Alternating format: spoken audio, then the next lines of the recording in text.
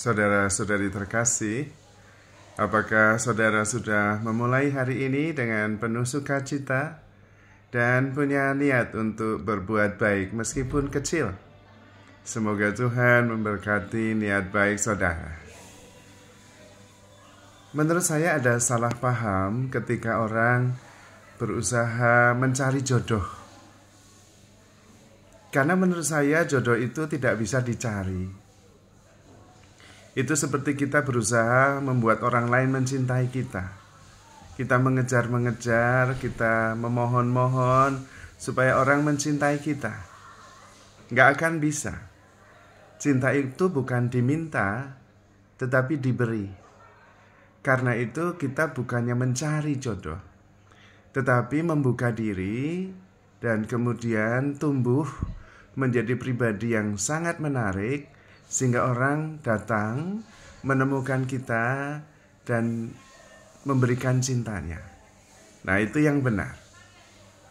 Kalau kita mencari jodoh itu chasing, tidak akan ketemu.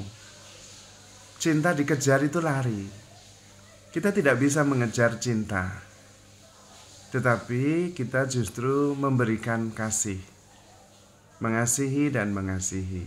Dan kemudian tumbuh sebagai pribadi yang memang kualitas cintanya sungguh-sungguh tinggi. Pasti dengan sendirinya banyak orang yang datang dan mencintai kita. Maka sebetulnya mencari jodoh justru fokus pada pertumbuhan pribadi. Menjadi pribadi yang ramah, pribadi yang penuh kasih, yang murah hati, mengampuni, yang sungguh-sungguh bisa mengerti perasaan orang lain, dan terbuka terhadap kebaikan orang. Nah, dengan cara seperti itu, dengan sendirinya banyak orang yang mencintai kita. Dan kemudian orang-orang yang sungguh jodoh kita, dia akan datang menemukan kita dan memberikan cintanya. Dan ini berlaku untuk semua, bukan hanya masalah jodoh.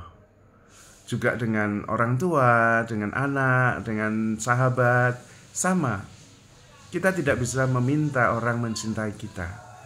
Yang bisa kita memberikan cinta kita dan terus bertumbuh menjadi pribadi yang penuh perhatian, penuh syukur, berkualitas, integritasnya tinggi, bisa diandalkan, dan sungguh-sungguh selesai dengan dirinya sendiri.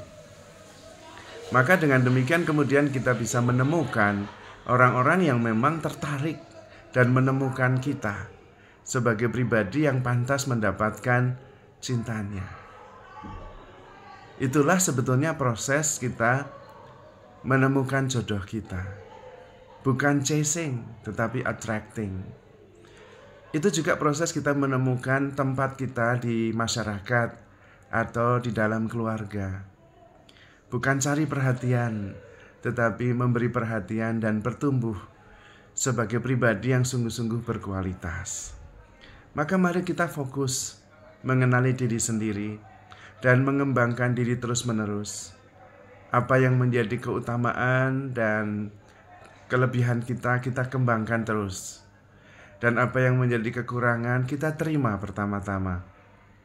Kemudian kita berjuang supaya yang kurang itu perlahan-lahan menjadi hilang, berganti dengan kelebihan dan kualitas-kualitas yang baik. Namun yang utama adalah kualitas-kualitas rohani. Mencintai, mengampuni, terbuka, bersyukur, dan penuh perhatian. Itu adalah kualitas-kualitas rohani. Baru kemudian prestasi-prestasi lain. Karena pengetahuan dan prestasi kadang-kadang justru membuat kita sombong, membuat orang lain jauh. Apalagi orang yang memang tidak sungguh-sungguh setara atau setingkat dengan kualitas kita. Tetapi kalau kualitas-kualitas rohani yang berkembang, banyak orang justru mendekat. Dan disitulah kuncinya untuk mendapatkan tempat di keluarga, dalam masyarakat, dalam komunitas. Bukan mengejar, bukan chasing, tapi attracting. Mengembangkan kualitas pribadi supaya semakin menarik, semakin penuh kasih, semakin penuh pengampunan, murah hati, dan kemudian di situ dengan sendirinya kita mendapatkan tempat sebagai pribadi yang inspiratif. Terutama ketika kita sadar bahwa kita begitu dicintai oleh Tuhan. Tuhan terlebih dahulu memberi contoh. Dan sebetulnya jalannya sederhana, yaitu menyangkal diri.